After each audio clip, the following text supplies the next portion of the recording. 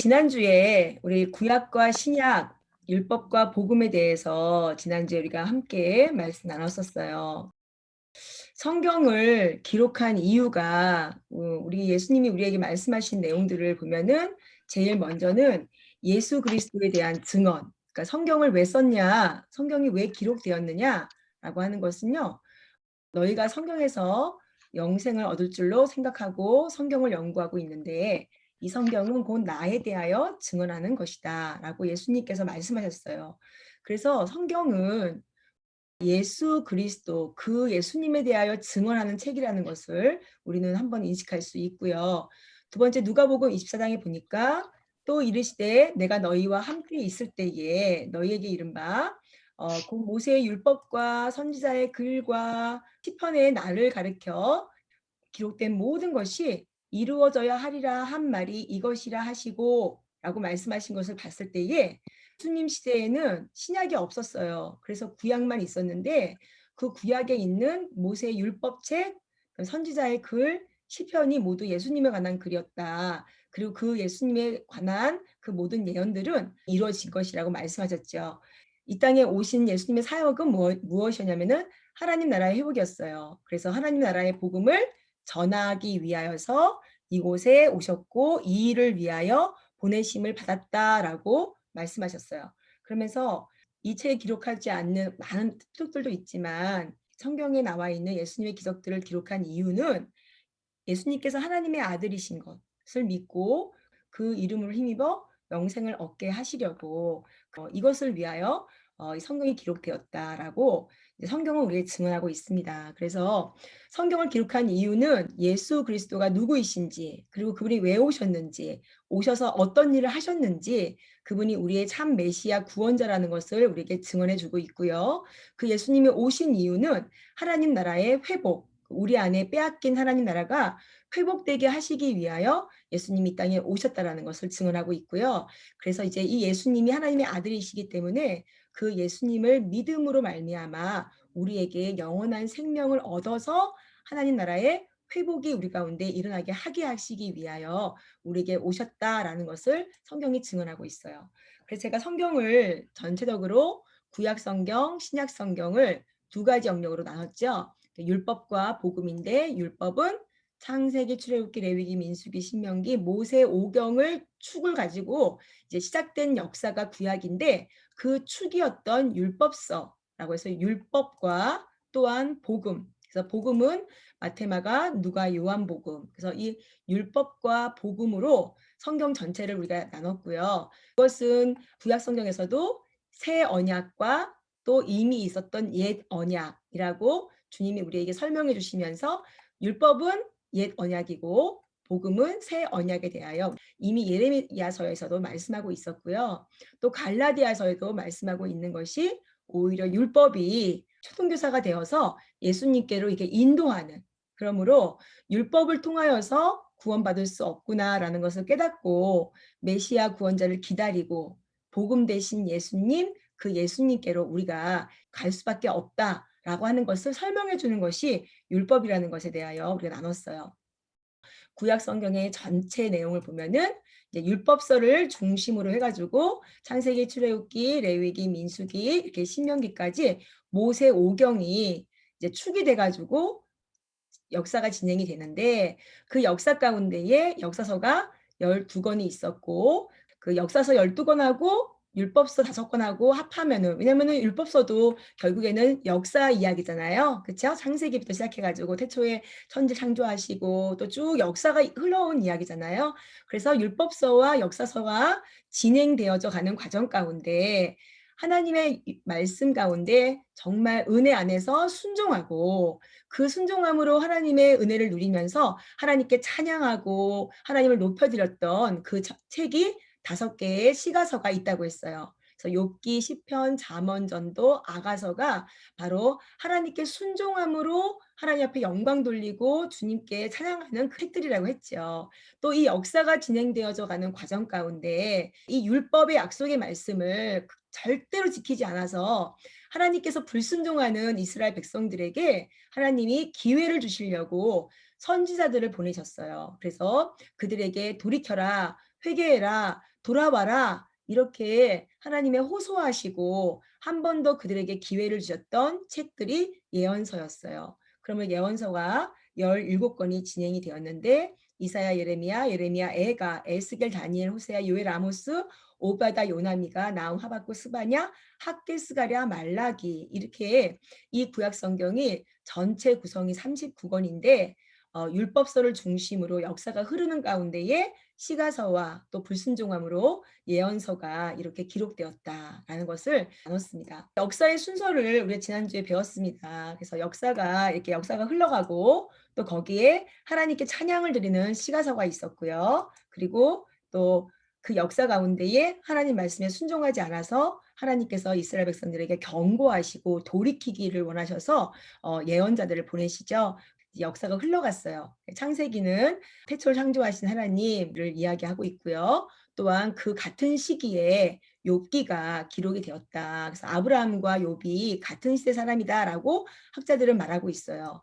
그러면서 이제 출애굽기가 진행이 되는데 요셉을 알지 못하던 왕이 출현하면서 그 고센 땅으로 이사간 히브리인 지파들이 애굽에 종살이를 하면서 하나님 앞에 구해주세요라고 할 때 하나님이 아브라함의 약속을 기억하시고 모세를 하나님께서 준비시키시죠. 그러면서 그 모세를 통하여서 출애굽을 하세요. 그리고 난 다음에 하나님께서 이스라엘 백성들을 시내산에서 레위기 말씀을 주시고 십계명 말씀을 주셨죠. 그리고는 그 말씀 가운데에 그들이 성막을 만들고 가나안 땅으로 출발해요. 그때의 민수기서는 출발할 때의 숫자를 셌다라고 말씀을 드렸고 이제 가데스바네라는 지역에 갔는데 거기서 정탐꾼들을 12명을 보냈는데 갔다 돌아와서 10명은 부정적인 고백을 했고 2명은 하나님이 언약을 믿고 고백을 했죠. 그때 하나님께서 내 귀에 들린 대로 너에게 시행하리라 하시면서 그 부정적인 고백을 했던 사람들은 광야에서 가나안 땅으로 들어가지 못하고 죽게 될 것이다라고 이제 말씀하셨고요.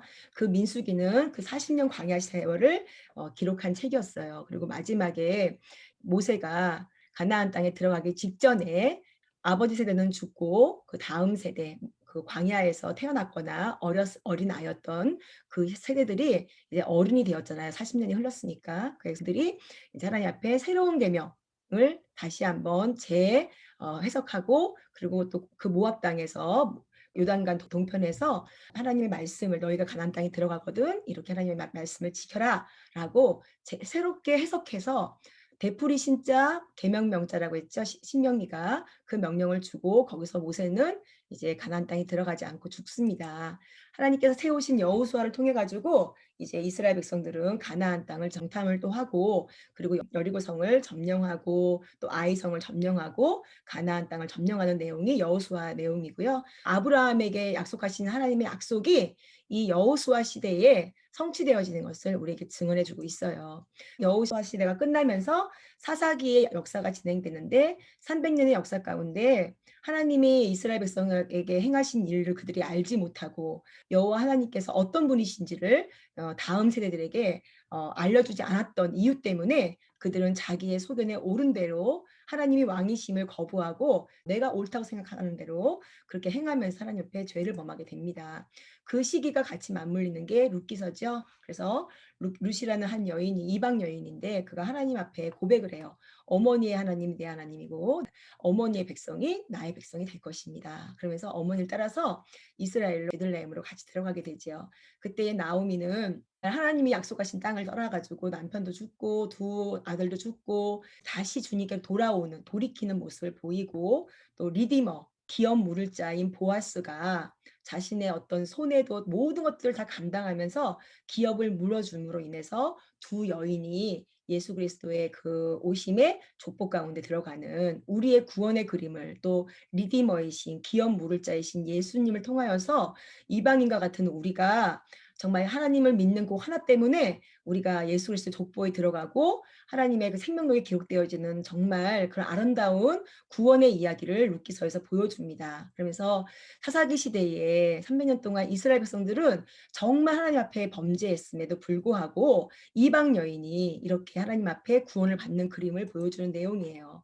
또 사무엘상을 들어가면은 이제 하나님께서 마지막 사사인 사무엘을 통해 가지고 기름 부으는 이제 하나님이 세우시는 왕, 또 하나님이 기뻐하시는 그 국가를 완성해 가는 것을 사무엘상하 다윗의 왕가를 이쓰시는 것을 우리가 보았고요. 그러면서 그때 하나님 앞에 다윗은 하나님 찬양하고 정말 주님을 성호를 높여드리고 그런 시편과 또 잠언, 전도, 아가서 또 이런 것들을 썼죠. 그거는 누구예요? 누가 썼어요? 솔로몬. 그래서 솔로몬이 열왕기상에 이제 왕으로 등극되어지기 시작했고요. 자, 그러면서 솔로몬이 하나님 앞에 범죄함으로 이제 북이스라엘과 남유다로 나눠지게 됩니다. 그래서 북이스라엘에는 또 하나님께서 이제 많은 선지자를 보내시고 남유다에게도 선지자를 보내가지고 그 행위에서 정말 악한 행위에서 돌이키라고 하나님 말씀하셨어요. 그때의 북이스라엘의 선지자는 아모스와 호세아가 그 북이스라엘에 활동했던 선지자고요. 남유다에 활동했던 선지자는 이사야, 미가, 요엘, 하박국, 스바냐, 예레미야, 에가 이런 선지자들이 북이스라엘에게 돌이키라고 회개를 외쳤고요. 또 남유다에게 돌이키라고 회개를 외쳤어요.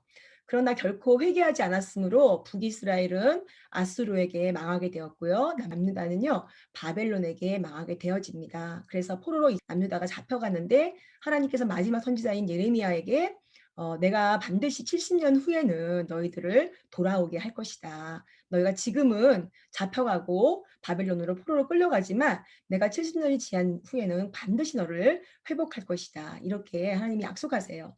요나나 나움이 아수르라고 한 나라에 회개를 외치는 그런 선지자였어요. 그때 요나의 이야기를 듣고 정말 그 모든 왕과 백성들이 다 하나님 앞에 회개하죠. 그러면 하나님께서 용서해 주세요.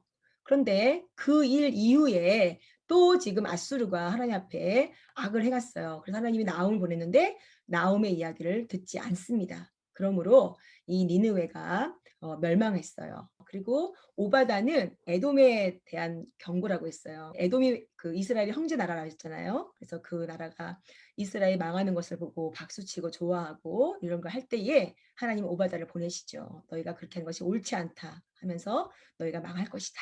이제 오바다를 통해 가지고 하나님이 예언하셨고 에돔은 멸망합니다. 자, 그러고 난 다음에 이제 포로 시대가 진행이 됐다고 했어요. 자, 포로 시대 때는 어떤 책이었냐면 다니엘서죠. 다니엘이 포로로 잡혀가잖아요.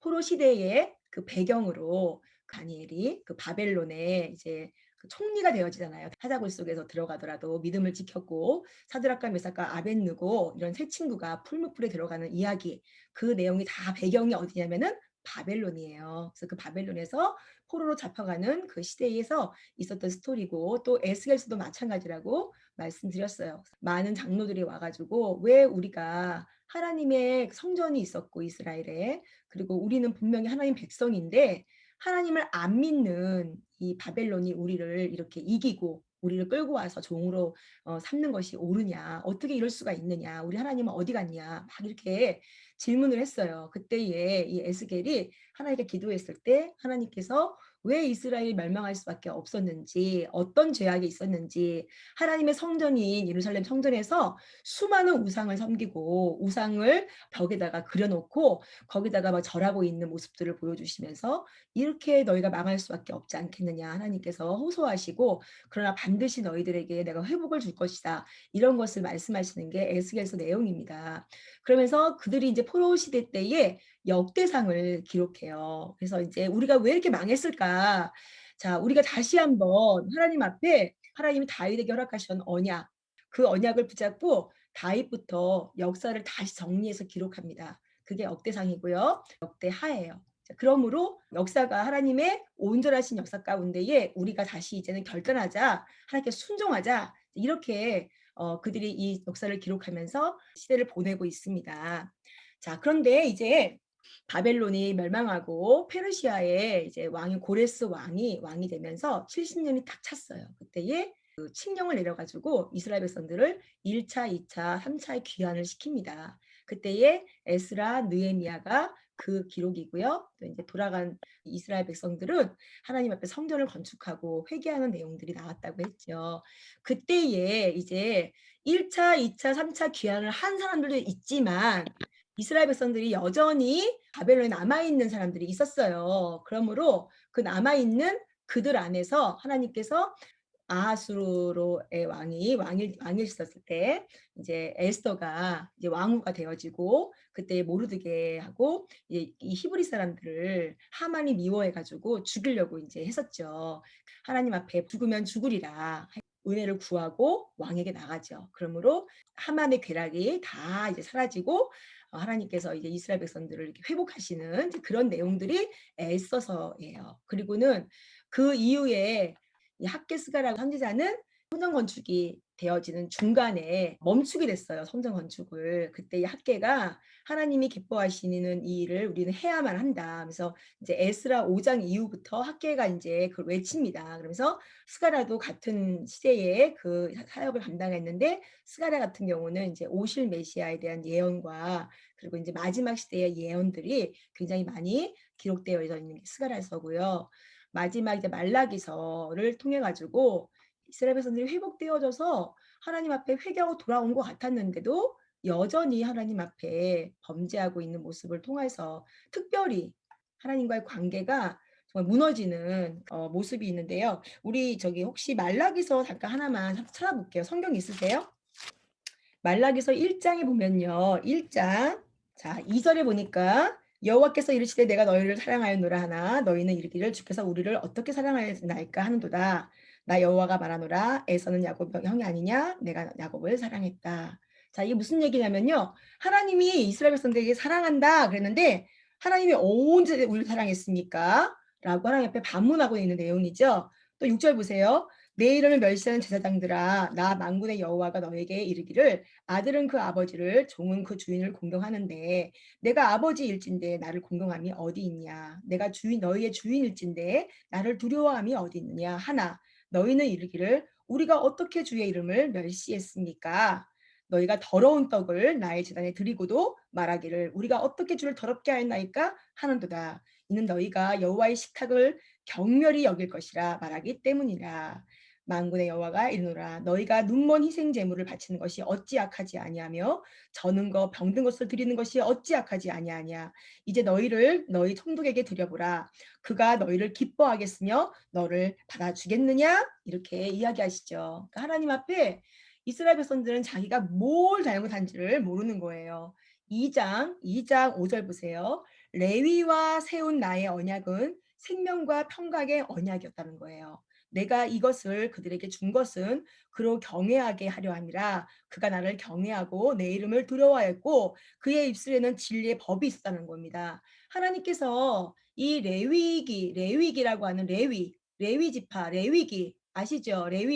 레위기가 구약에 제가 뭐라고 했어요? 모세오경의 축이라고 했잖아요. 중심이라고 했죠. 그게 하나의 법이라고 했잖아요. 하나의 언약과 약속, 혼인서약이라고 말씀드렸단 말이에요. 하나님이 이것을 줘서 그들에게 생명과 평강의 언약을 주셨는데 그들이 어떻게 했어요? 이 언약을 버렸다는 거예요. 그러므로 이제 이 언약을 완전 하나님이 더 이상 하나님의 율법 아래서의 관계, 하나님이 이스라엘 백성과 관계하고 싶어 했는데 이스라엘 백성들은 하나님을 경멸하고 하나님을 멸시하고 하나님이 사랑한다니까 언제 하나님 사랑했어요? 라고 반문하면서 하나님께 끝까지 대들고 앉아 있는 그 이스라엘 백성들을 향해서 하나님께서 말씀하시는 거죠. 누가 이 성전 문 좀 닫아줄래? 여기에 아무도 들어올 수 없도록 누가 성전 문 좀 닫아주지 않겠니? 라고 하시는 것으로 말라기서가 끝났다라고 말씀드렸어요. 그러면서 지난주에 우리가 이 구약의 순서를 다 나눈 다음에 구약은 정말로 너무 슬픈 책이었다. 하나님의 언약의 약속의 말씀을 결코 지키지 않고 끊임없이 우상을 숭배하고 자기 방법으로 살아남고자 하는 인간의 정말 처절함과 인간의 정말 가망 없음을 보여주는 책이었다. 그런데 그럼에도 불구하고 그 인간을 끝까지 사랑하시고 절대 포기하지 않으시고 예언자들을 보내는 그 하나님의 사랑이 보였고 그리고 결코 포기하지 않도록 하나님께서 마지막에 꼭 메시아 예언자들이 메시아의 소망 구원에 대한 소망을 선포하고 외치는 그 하나님의 모습이 우리가 이 구약 성경 안에서의 모습을 우리가 보았다는 것을 나눴습니다. 그러면서 이 안에서 철저하게 우리의 모습을 보았고 여전히 우리가 그 하나님의 은혜 안에 있음에도 불구하고 그 하나님이 주인이심을 인정하지 아니하고 우리의 방법과 우리의 생각으로 하고자 하는 그런 우리의 연약함을 또 우리가 지난주에 또 돌아보고 보면서 기도했었어요. 이렇게 이제 구약이 끝났습니다. 그리고 제가 지난주에 말씀드렸어요. 신약이 시작되는 그 중간에 400년 동안 하나님이 침묵하시는 시기가 있었습니다. 그게 신구약 중간사라는 내용이고요. 이것은 신약과 구약 사이에 400년 정도의 역사가 있어요. 그리고 그 역사 이후에 신약이 시작됩니다. 우리가 알고 있는 복음서가 시작이 되는 거예요. 그래서 기독교에서만 사용하는 용어로서 신구약 중간사라는 이런 단어를 사용합니다. 이 중간사의 의미는요. 말라기부터 이 마태복음, 그러니까 침례 요한의 이 사이의 역사를 이야기하는 거고요. 그 기간은 약 몇 년이에요?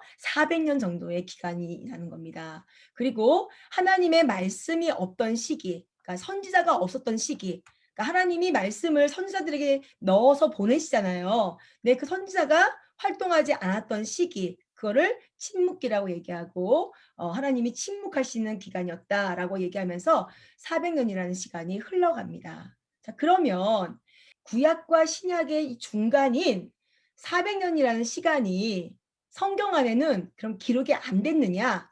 아니에요. 하나님이 이 400년의 시간을 기록하셨어요. 그게 뭐냐면은 다니엘서입니다. 다니엘은요, 예언서죠. 그쵸? 다니엘서를 보면요, 어느 날 느부갓네살 왕이 꿈을 꿉니다.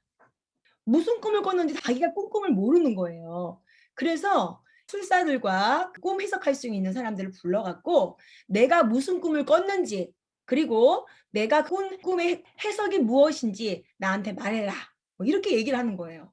그러니까 아니 본인이 꿈꿔 놓고 본인이 무슨 꿈을 꿨는지를 모르다니 우리가 어떻게 그걸 알아맞힐 수가 있겠습니까? 막 했더니 뭐 다 싹 죽인다는 거예요. 그때에 이제 다니엘이 하나님이 주신 그 지혜를 가지고 그에게 이제 찾아옵니다. 당신이 무슨 꿈을 꿨는지, 왕이 무슨 꿈을 꿨는지 내가 우리 하나님 앞에 기도하고 물어보고 당신에게 말하겠습니다. 그렇게 하고는 다니엘이 기도를 하고 이제 31절, 2장 31절에 이렇게 말합니다. 왕이여, 꿈에 왕이 한 큰 신상을 보셨어요. 그 신상이 왕의 앞에 딱 서 있는데 그 광채가 매우 찬란하고 그 모양이 심히 두렵습니다. 그 우상의 머리는 순금이고요. 가슴과 팔은요, 두 팔은 은이었고요. 배와 너보다리는 노시였습니다. 그리고 그 종아리는 쇠고, 그 발의 얼마는 쇠고, 또 얼마는 진흙이 섞여 있었어요.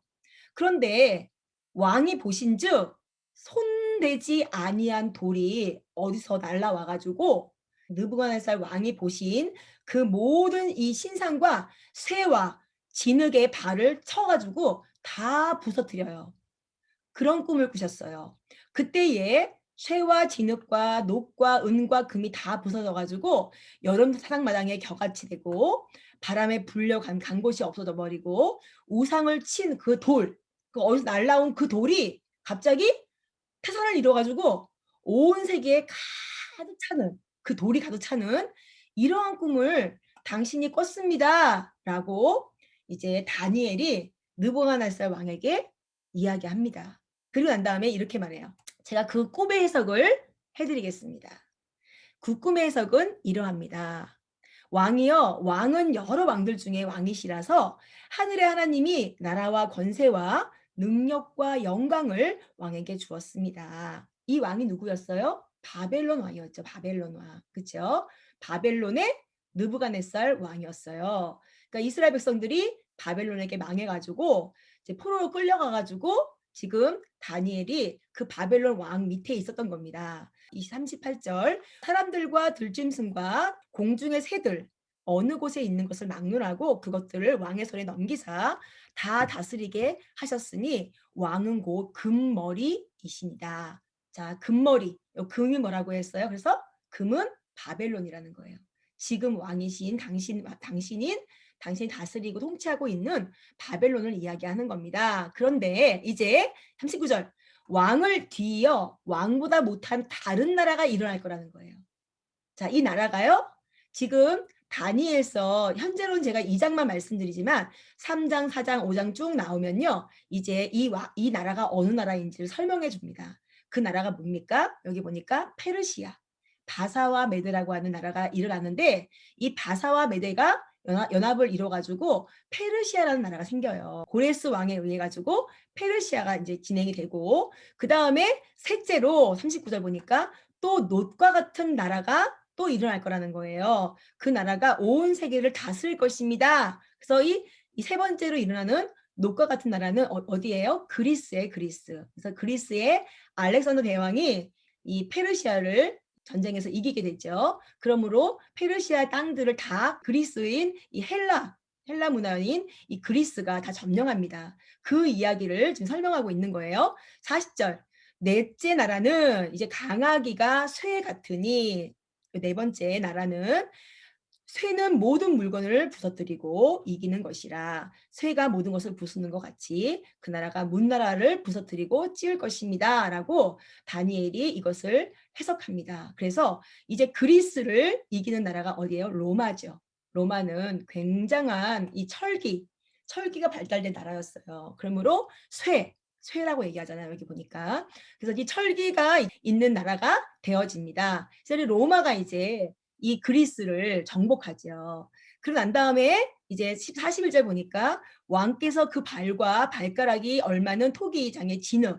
그러니까 발가락이 10개가 있는데 반은 진흙이고 반은 쇠래요. 두 개가 이렇게 같이 있는데 그 정도로 나라가 나뉠 것입니다. 그리고 왕께서 쇠와 진흙이 섞인 것을 보셨은즉 그 나라가 쇠 같은 든든함이 있을 것입니다. 그리고 그 발가락이 얼마는 쇠요, 또 얼마는 진흙이기 때문에 이제 그 나라가 이제 같이 이렇게 이제 조합이 이렇게 되어서 섞일 것입니다라고 이야기한 거예요. 이제 로마 시대 우리가 이미 지금 역사가 다 흘러온 지금 우리는 이게 역사에서 다 증명해 주고 있는 내용들이에요. 우리는 이미 이 역사를 지나왔습니다. 다니엘이 이 금신상에 대하여 설명할 때는 전혀 이런 나라들이 바벨론과 페르시아 그 정도밖에는 다니엘이 모르고 있는 현실이죠. 그런데 다 역사가 흘러온 우리로서는 그렇지. 바벨론이 멸망해가지고 페르시아가 세워졌고 페르시아가 멸망해가지고 헬라 문화의 그리스가 세워졌고 그리스가 멸망해가지고 로마가 세워졌지. 로마가 또 멸망해가지고 어떻게 했습니까? 동로마 서노마로 나눠져가지고 갈라진 데다가 우리가 일반 역사에서 배웠을 때에 그 로마가 어떻게 합니까? 고투족이랑 이런 쪽들이 다 쳐들어와가지고 여러 나라로 찢기잖아요. 그래가지고 프랑스라든지 이런 나라들도 다 지금 나뉘는 것이 우리가 배웠던 역사입니다. 그렇죠? 그거를 그대로 다니엘이 지금 꿈의 해석을 해주고 있는 거예요. 지금. 그러면서 그런 당신이 그런 꿈을 꾸었고 이 세상이 그렇게 진행될 것입니다라는 것을 지금 다니엘이 그 꿈을 해석해 주면서 말하고 있는 겁니다. 그때에 44절 보세요. 이 여러 왕들의 시대에 이 나라가 이제 나눠져 가지고 여러 왕들이 이제 등극되는 그 시대에 하늘의 하나님이 한 나라를 세우실 거라는 거예요. 그리고 이것이 영원히 망하지도 아니할 거랍니다. 그 국권이 다른 백성에게로 돌아가지도 아니할 거라는 거예요.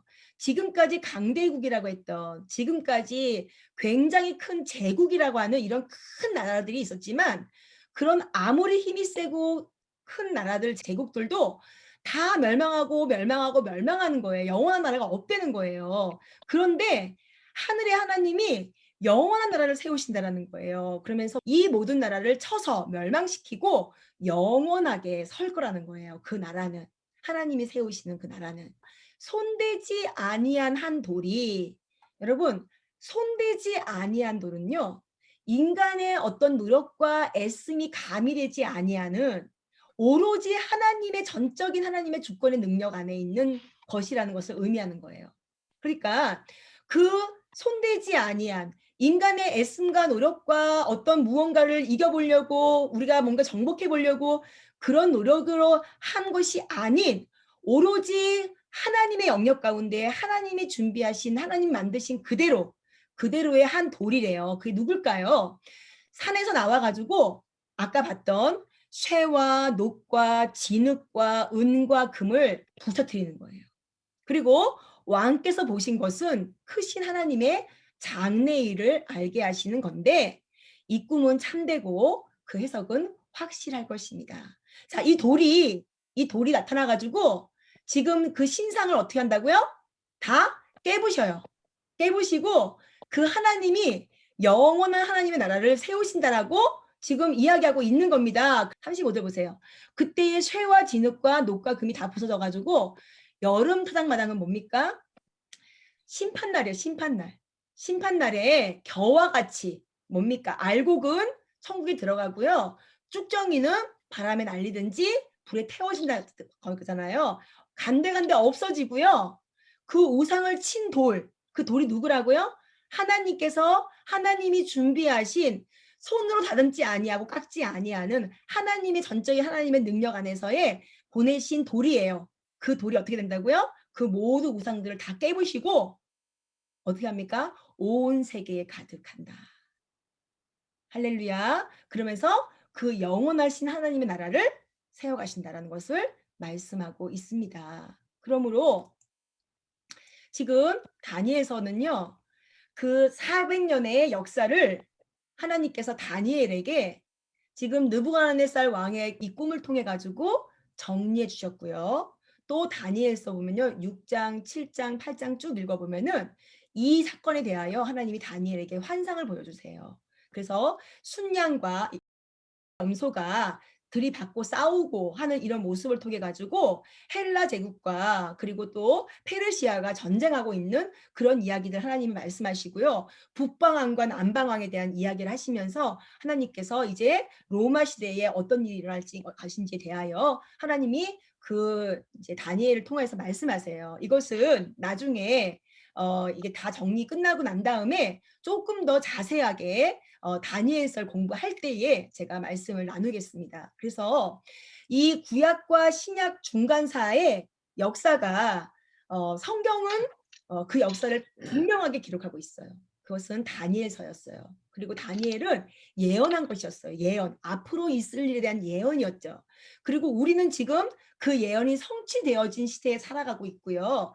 다니엘이 했던 그 예언이 정확하게 우리 일반 역사 가운데에 그대로 일어났음을 우리는 확증하고 확인할 수 있습니다. 자, 이렇게 그 큰 나라들이 바벨론이, 페르시아가, 또 헬라, 그리스가, 또 로마 시대, 그리고 이제 이 디바이드는 이 나라가 로마 시대가 나눠지는 이런 모든 시대의 흐름 속에서 뜨인 돌이 손대지 아니하는 그 돌로 누가 오셨어요? 바로 예수 그리스도가 오셨죠. 그래서 성경에 보면은 이렇게 말합니다. 때가 차매 하나님이 그 아들을 보내사 여인에게서 나게 하시고 율법 아래 나게 하신 것은 율법 아래 있는 자들로 속량하시고 우리로 아들의 명분을 얻게 하려 하심이라. 아멘. 때가 차매. 이 모든 하나님의 언약과 약속 그리고 로마가 이스라엘을 정복하여서 그 모든 지역들을 정복하고 있는 그 시기 하나님이 경륜이 차신 그 시기 바로 그 시기 때가 이제 참회 지금이 바로 그때야 이런 단어 이런 의미예요. 때가 참회라는 게 바로 지금이야. 그 시기에 그 하나님께서 그의 아들을 보내가지고 약속의 언약들을 여자에게서 나게 하셨고요. 나게 하신 이유가 뭡니까? 우리를 율법의 죄에서 속량하시고 그 율법을 온전하게 완성하시고 둘째는 하나님을 아버지라 부를 수 있는 명분 뭐예요? 우리가 원래 우리를 만드실 때에 아담이 하나님을 뭐라고 불렀을까요? 아버지라고 불렀어요. 그 하나님 나라를 회복하게 하시는 그것을 우리에게 하시기 위하여서 바로 그 하나님께서 그 때 가운데에 예수 그리스도를 우리에게 보내셨다라고 말씀하고 있습니다. 그러면서 복음이 시작된 거예요. 복음이. 이 복음서인 마태복음, 마가복음, 누가복음, 요한복음이 시작이 됩니다. 이제 신약이 시작이 되죠. 그 로마가 이스라엘과 그 모든 지중해를 다 통치하고 다스리고 있는 그때 하나님의 귀한 때에 하나님께서 이제 그의 아들을 보내셨고 복음이 시작되어집니다. 그래서 이 마태복음은요, 유대인을 향한 복음서예요. 유대인들에게 메시아 구원자를 기다리고 있었던 그 유대인들을 향한 복음을 이야기하겠고요. 마가복음은요, 로마 사람들에게, 이방인인 로마 사람들에게 향하여서 그 복음을 나눠주기 위하여 기록한 것이고요. 또 누가복음은요, 헬라 사람들에게 그들이 이제 알아들을 수 있는 예와 이런 것으로 예수님이 누구이신지를 설명하고 있는 게 바로 누가복음이고요. 이 요한복음은요, 온 세상에 있는 모든 사람들이 다 들어야 될 하나의 복음이라는 것을 이야기하고 있어요. 그래서 저희가 만약에 우리가 복음서 중에서 어떤 성경을 먼저 읽으면 좋겠습니까? 라고 할 때는 요한복음이 가장 예수님이 누구이신지를 객관적으로 설명해 놓은 그런 책이라고 할 수 있어요. 그런데 복음서는요, 우리가 모두 알다시피 예수님이 태어나셨을 때부터 예수님이 공생애를 시작하시고 십자가에서 죽으시고 또 부활하시기까지, 예수님께서 예수님의 사역에 대한 모든 내용들, 그리고 예수님이 하나님 나라와 또 병자를 고치시고 전파하셨던 그러한 내용들이 기록되어 있는 것이 뭐예요? 마태복음, 마가복음, 누가복음, 요한복음, 복음서의 내용입니다. 그래서 보면은 그냥 성경을 예수님이 대한 내용을 하나만 쓰면 되지 왜 이렇게 4개나 이 예수님에 대하여 거의 비슷한 내용들을 썼을까를 생각해 본다면요. 사실 이 마태복음 같은 경우는 이 예수님이 이 땅에 왕으로 오셨다. 왕으로 오시는 예수님에 대하여 굉장히 많이 이렇게 초점을 맞추고 기록했어요. 왜냐하면 그 유대인들은요, 다윗 왕의 후손으로 메시아가 올 거라고 기다리고 있었거든요. 그러니까 유대인들한테는 다윗 왕의 후손으로 진짜 왕으로 이 땅을 통치하고 다스릴 그 메시아가 오셨어. 그분이 바로 예수님이야 라고 소개하는 그런 관점에서 책을 쓴 겁니다. 그래서 구약의 예언이 굉장히 많이 나와요. 구약에 이런 예언들이 있었는데 이 예언들이 이렇게 성취가 됐어 라고 하면서 마태가 그 구약 성경을 따와가지고 베들레헴에 나신다고 했잖아. 이렇게 나셨잖아. 또 동정녀에게 나신다고 했잖아. 또 이렇게 나셨잖아. 이러면서 구약에 있는 예언들을요, 유대인들은 너무도 알고 있는 내용들이었기 때문에 그 내용으로 예수님을 증언하고 있는 겁니다. 마태복음 2장의 20절 보니까 유대인의 왕으로 나시니가 어디 계시냐? 누가 얘기하고 있어? 동방박사가 얘기하고 있잖아요. 왕으로 나신 이가 어디 계시냐? 우리가 동방에서 그의 별을 보고 그에게 경배하러 왔어. 라고 했는 거예요. 근데 헤롯 왕가에 가니까 태어난 아이가 없었잖아요. 그래서 이제 결국에는 마곡간에 있는 예수님에게 3가지 예물을 드리면서 절하죠. 결국에는 뭡니까? 그 유대인 왕으로 나신 분에게 절하고 있는 동방박사들의 모습을 보여주면서 그 예수님이 왕이라는 거죠. 그런 것을 증언하고 있는 거고요. 마태복음 27장에 보면요, 예수께서 총독 앞에 섰음에 총독이 물어 이르되 내가 유대인의 왕이냐? 물어요. 예수님께서 대답하시되 너의 말이 옳도다. 그래, 내가 유대인의 왕이다. 내가 이 땅에 왕으로 왔다. 만왕의 왕으로 왔다. 이 땅을 통치하고 다스리는 자이다. 라는 것을 예수님이 대답하셨어요. 그러므로 이 마태복음은요, 왕으로 오신 예수님을 우리에게 보여주고 있어요. 근데 마가복음은요, 지금까지 인간의 왕들은 어땠습니까? 왕들은 자기가 권력을 가지고요, 다스리고 부리고 무언가 자기의 권한과 권력을 유지하기 위해 백성들의 피를 빨아먹는 그런 왕들이었어요. 그런데 이 땅에 만왕으로 오신 예수님은요, 그런 왕이 아니신 거예요. 그래서 마가복음이 뭡니까? 그 왕이심에도 불구하고 예수님은 종으로 오셨다는 거예요. 인자가 온 것은 섬김을 받으려 함이 아니라 도리어 섬기려 하고 자기 목숨을 많은 사람의 대속물로 주려고 이 땅에 왔다라고 예수님이 자신을 소개하신 거예요. 그러니까 예수님은 왕이심에도 불구하고 왕인 자신이 대속물로 죽고 백성들을 살리고 섬기는 그러한 왕이라는 거예요. 그래서 예수님은 이 땅에 왕으로 오셨고요. 우리를 죽기까지 섬기기 위하여 종으로 오신 분이 바로 예수님이라는 것을 우리에게 설명해 주고 있는 게 마가복음입니다. 또한 누가복음은요, 사람으로 오셨다는 거예요. 하나님이신데 그 하나님이 철저하게 인간으로 오셨다는 거예요. 누가복음에 보면요, 인자가 온 것은 잃어버린 자를 찾아 구원하려 함이라. 여기 보면 인자라는 단어가 나오죠. 이것은 사람의 아들이라는 의미예요. 사람의 아들. 땅에 오셨다라는 어떻게 보면 인성을 이제 강조하시기도 했지만 그것보다는요, 여기에 무슨 내용이냐면은 여기 보면은 인자라고 하는 이 단어 앞에요. 정관사.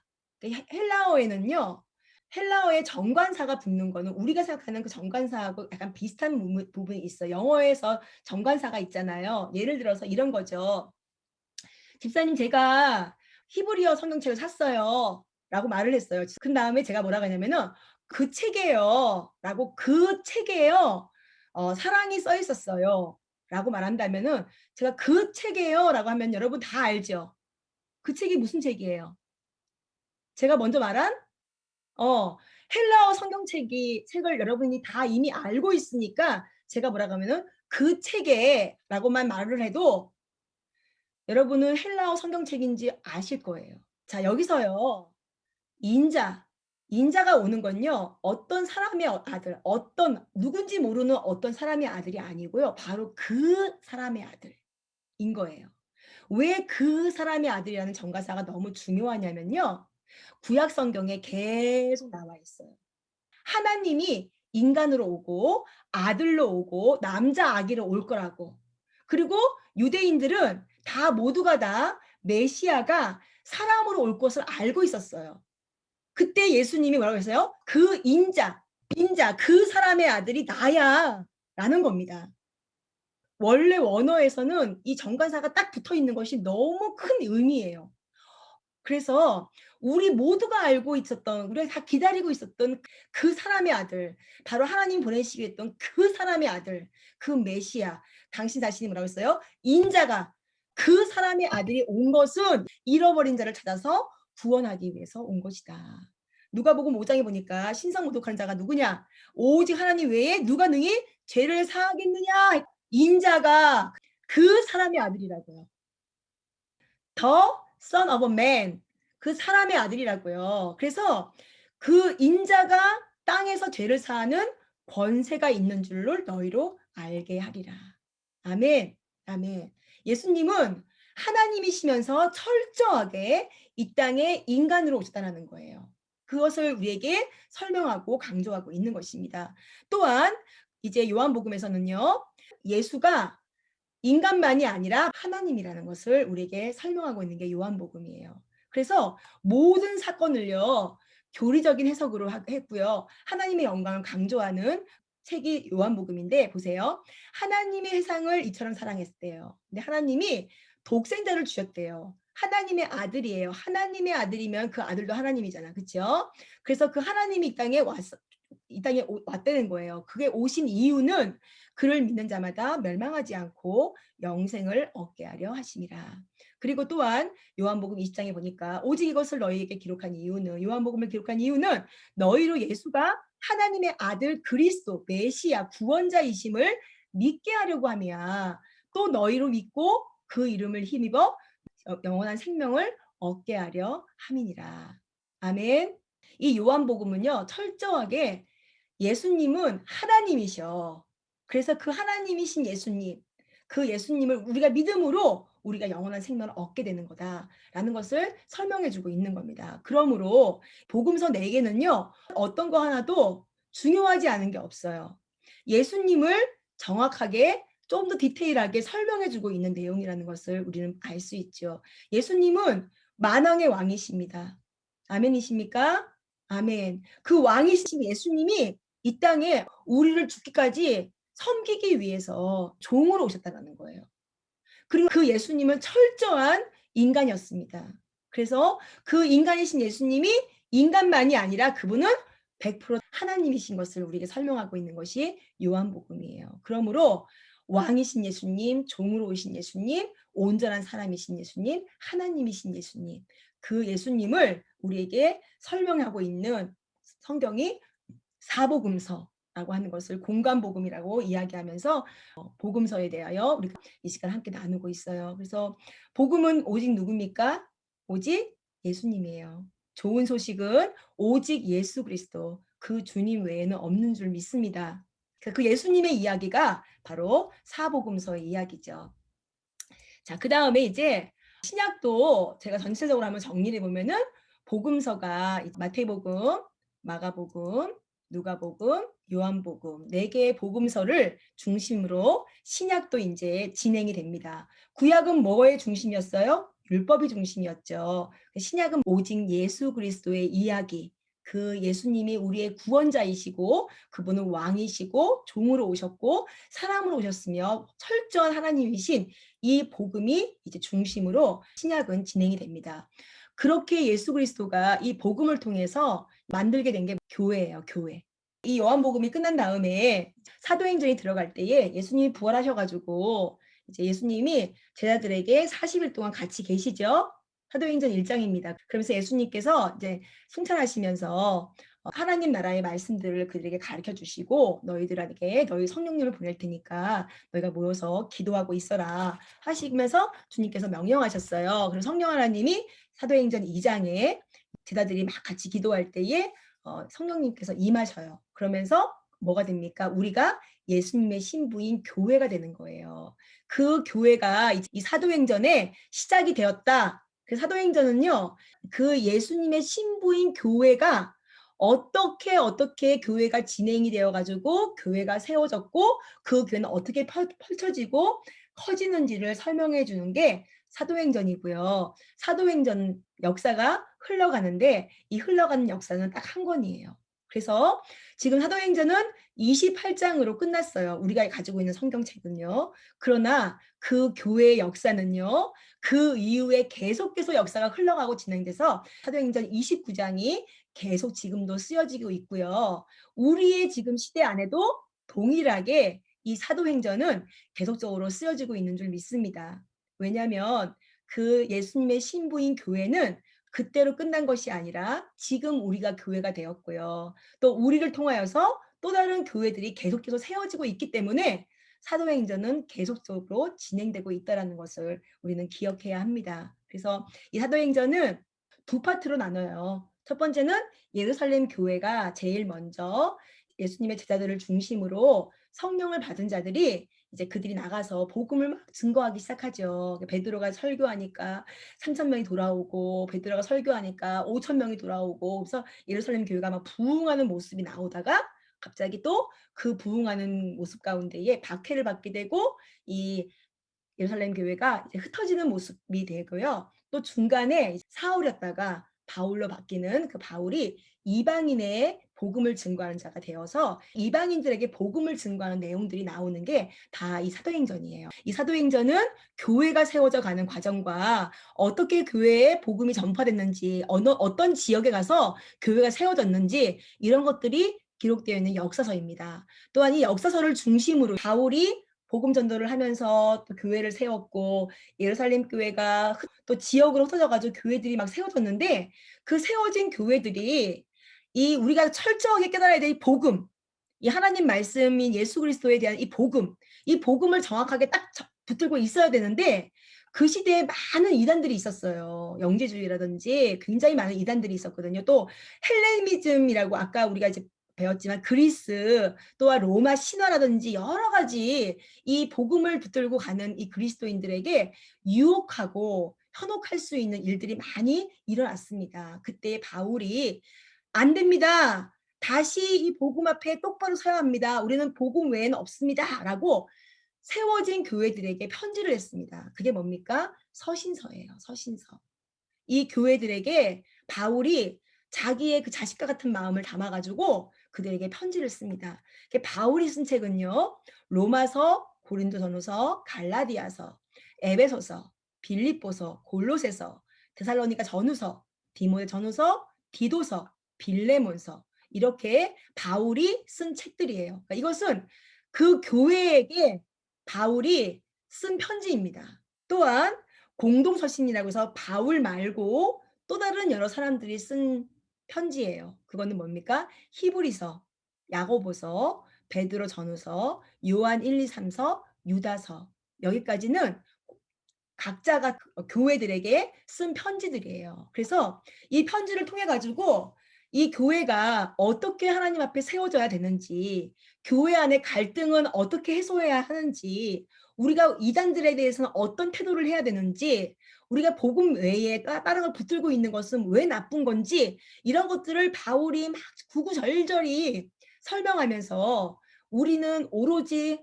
내가 예수 그리스도의 십자가 외에는 내 자랑할 것이 없어. 우리는 예수님의 그 십자가와 부활하심을 그렇게 살아가는 존재야. 라는 것을 그들에게 설명해 주고 현혹되지 말라고 편지를 쓴 내용들이 바로 서신서이기 때문에요. 지금 우리 교회들에게 너무 중요합니다.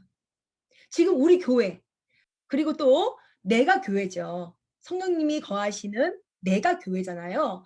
이 교회들이 어떻게 하나님의 말씀을 정확하게 붙들고 살아야 될 것인지, 교회의 치리가 어떻게 일어나야 될 것인지, 교회 문제를 일으키는 형제들을 우리가 어떻게 대해야 될 것인지 이런 내용들이 다 기록되어진 게 서신서예요. 그래서 이 서신서를 보면은 이제 우리 교회의 여러 가지 문제들을 하나님 안에서 해결해 갈 수 있는 방법들에 대하여 우리가 알 수 있습니다. 또한 예수 그리스도의 신부가 예수님이 이 땅에 다시 오시마 약속하신 그 내 신랑이 하신 약속을 기다리면서 이 교회는 어떤 문제와 환난과 어려움이 올지라도 그 교회들은 그 신랑을 기다리는 삶을 살아야 되는데 이 교회는 결국에 마지막은 어떻게 될까요?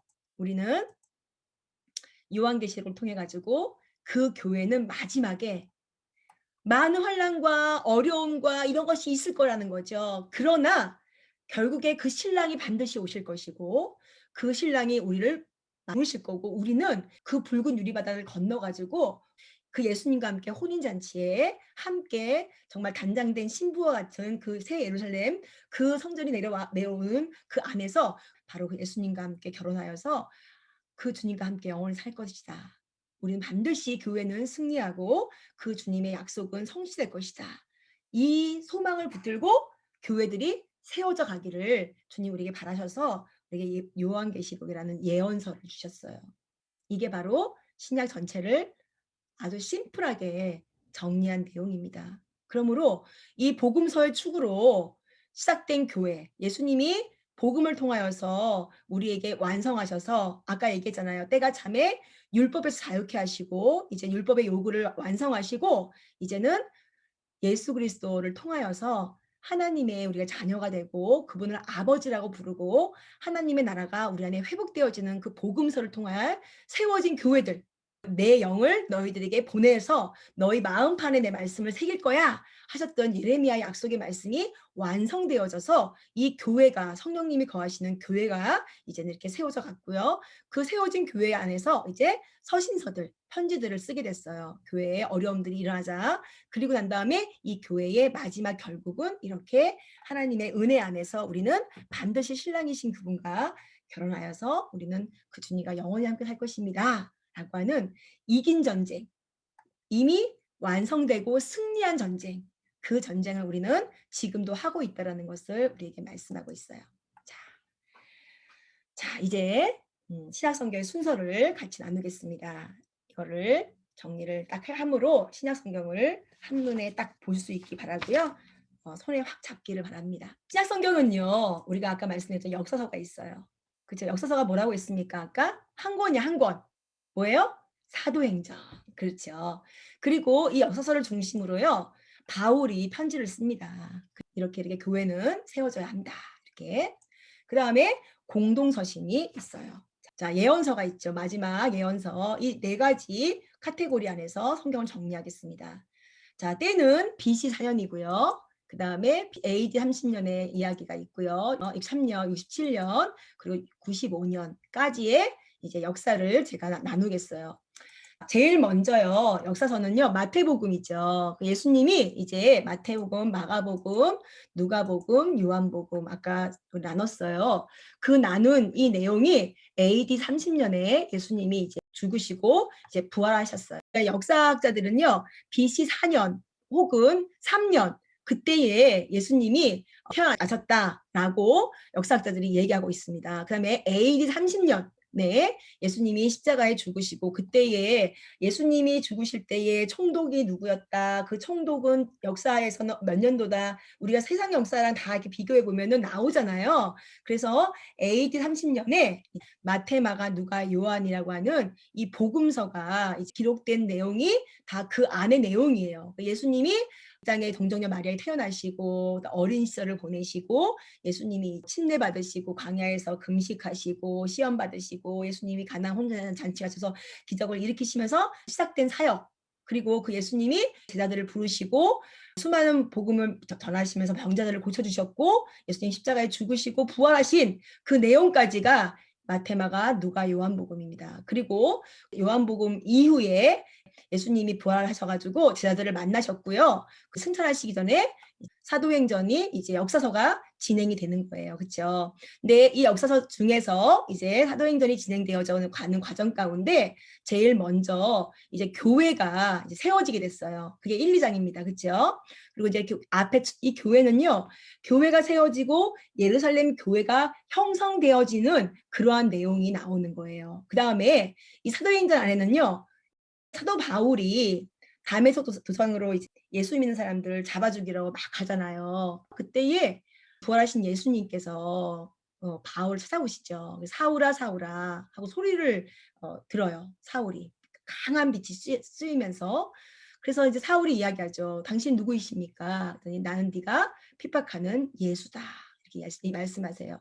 사울은 구약 성경에 굉장히 정통했던 사람이에요. 그래서 그는 정확하게 메시아가 어떤 분이신지를 알았거든요. 근데 그 예수님이 정말 메시아 구원자 하나님이라는 것을 몰랐어요. 그런데 그 부활하신 예수님을 만나자 선지자들의 예언에는 메시아는 죽고 부활한다라는 것에 대하여 이 바울은 알고 있었기 때문에 그 예수님이 부활하신 예수님을 만났을 때에 바울은 정말 그의 인생이 완전히 뒤집어지는 사건이 일어나게 된 거죠.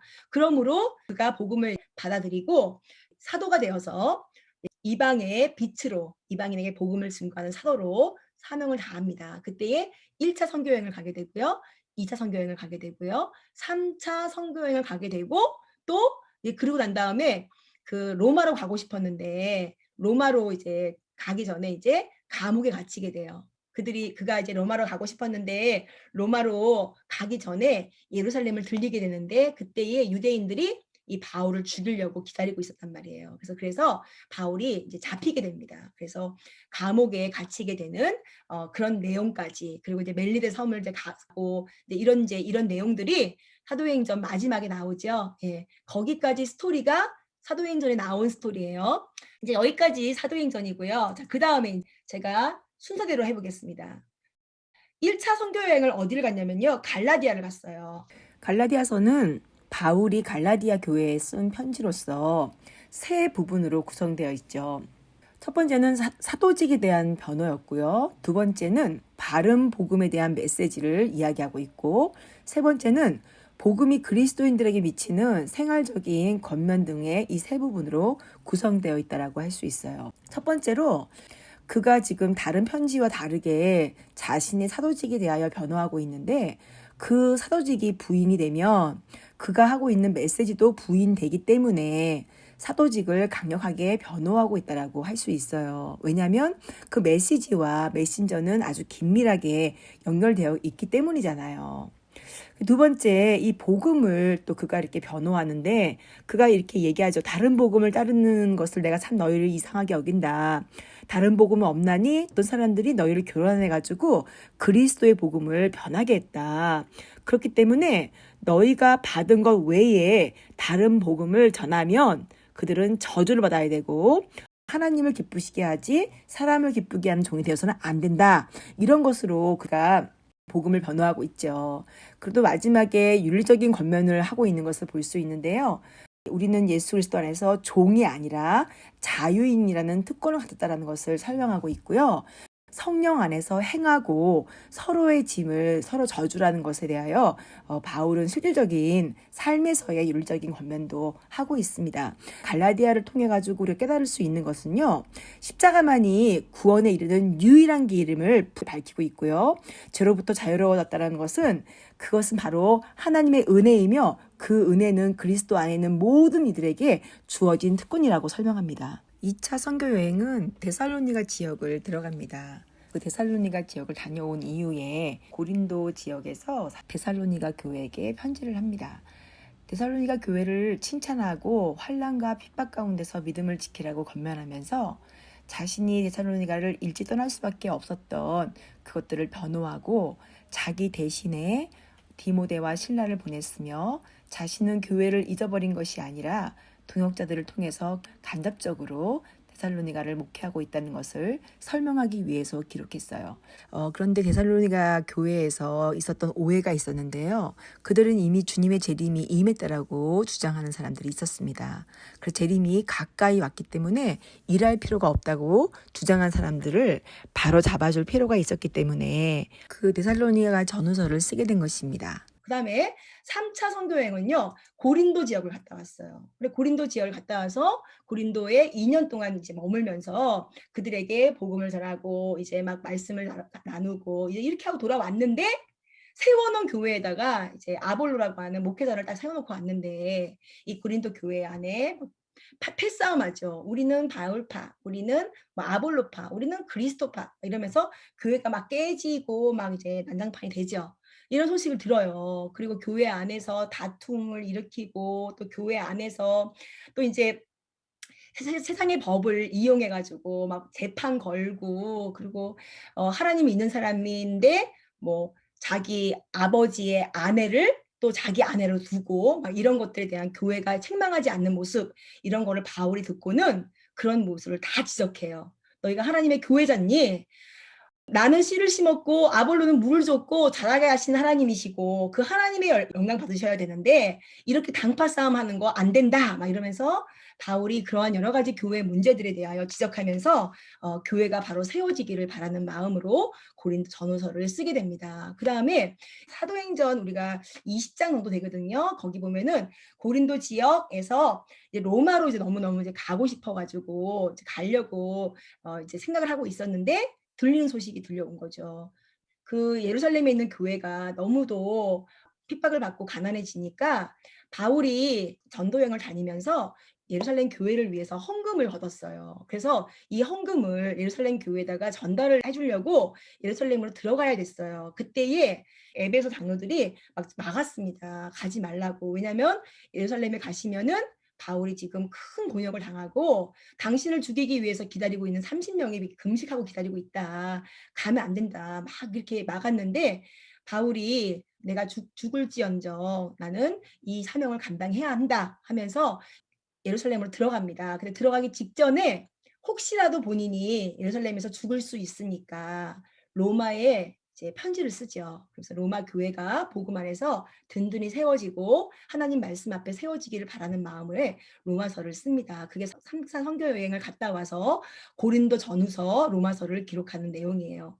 그다음에 이제 3차 전도 여행을 끝나고 예루살렘에 들어오니까 투옥돼요. 이제 감옥에 갇힙니다. 그래서 거기서 막 바울과 실라가 기도하니까 손에 이 쇠사슬이 다 끊어져 가지고 죄수들이 도망간 줄 알고 간수가 막 자기가 죽으려고 하니까 바울이 "우리가 여기 있다. 죽지 마라. 복음을 전하고." 감옥 안에 있는 간수가 복음을 받아들여 가지고 감옥에 막 복음화가 되는 이런 내용들이 우리가 사도행전에 있지 않습니까? 예, 그때에 그 감옥에서 썼던 책이 에베소서, 빌립보, 골로새, 빌레몬서예요. 그래서 이거를 옥중서신이라고 합니다. 그래서 그 감옥에서 이 네 군데 교회에다가 에베소, 빌립보, 골로새, 골로새 교회에다가 또 빌레몬이라고 하는 한 자기의 믿음의 형제에게 오네시모를 부탁하는 그러한 내용으로 이 빌레몬서를 쓰게 됐죠. 그래서 바울이 이제 감옥에서 이 네 개의 책을 씁니다. 그때가 BC 63년도예요. 그리고는 인제 석방되고 4차 선교 여행을 떠나는 내용이 인제 지금 저희 성경에는 없습니다. 네, 성경에는 없고요.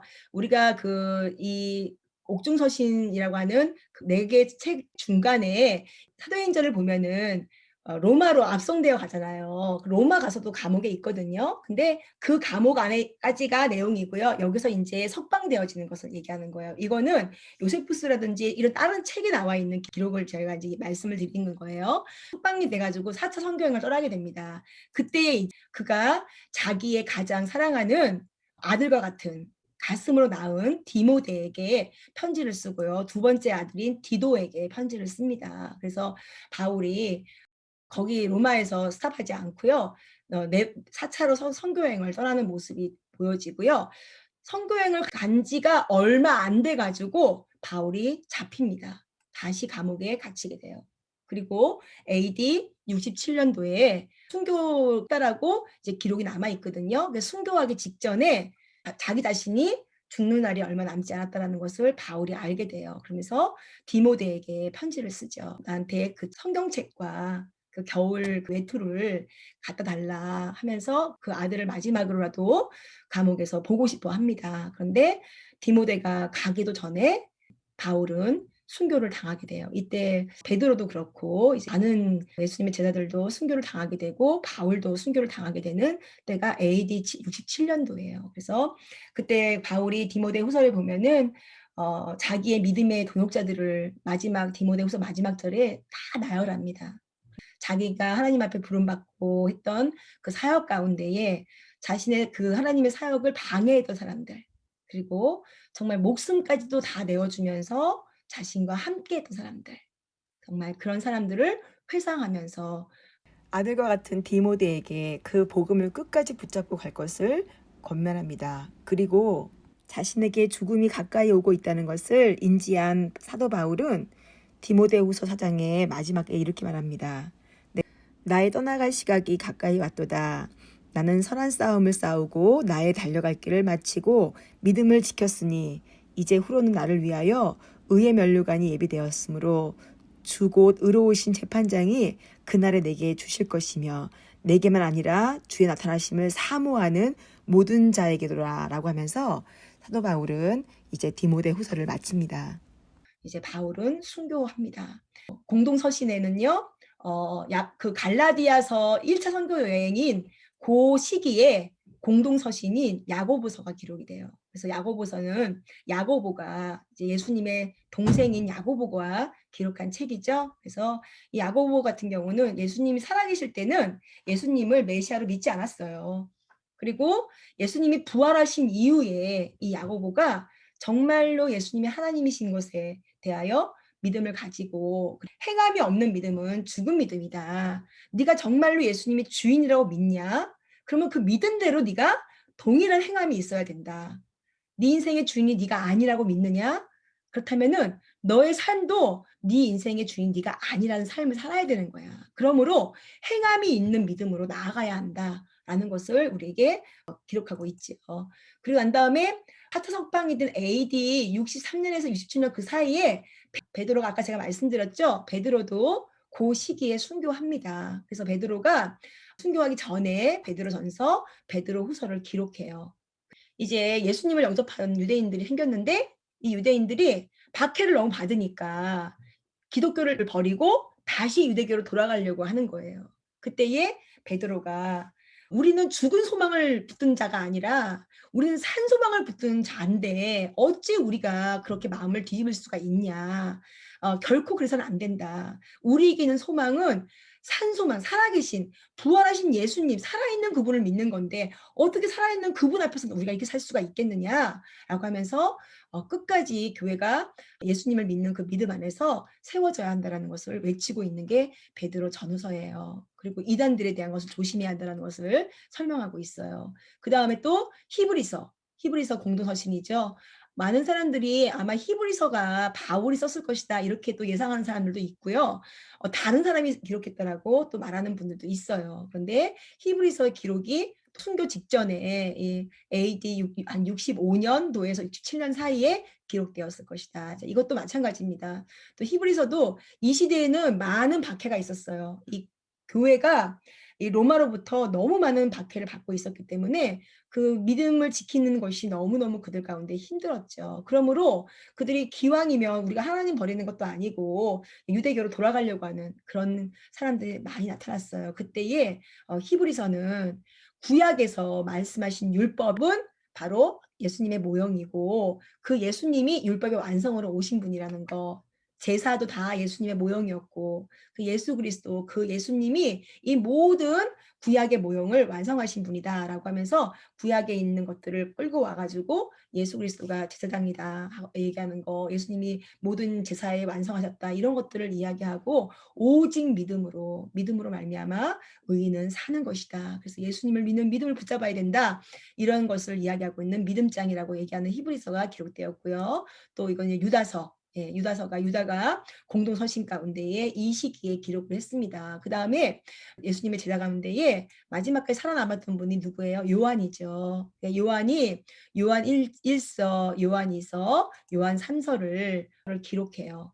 그러니까 요한은요. 요한복음도 어떻게 보면은 제일 거의 마지막에 이런 성경들을 다 기록했어요. 그러면서 요한이 예언서인 요한계시록을 반모섬에 이제 유배되어 가지고 하나님께서 그에게 환상을 보여주시고 또 계시를 보여주시면서 이 요한이 요한계시록을 예언서로 마지막 했던 게 AD 95년. 이러므로 이 성경 신약 성경 전체가 지금 이렇게 역사적으로 이렇게 흘러가면서 성경이 기록되어졌어요. 그리고 이 신약 성경의 정말 중심 내용은 오직 복음이신 예수 그리스도 그 예수님이신 줄 믿습니다.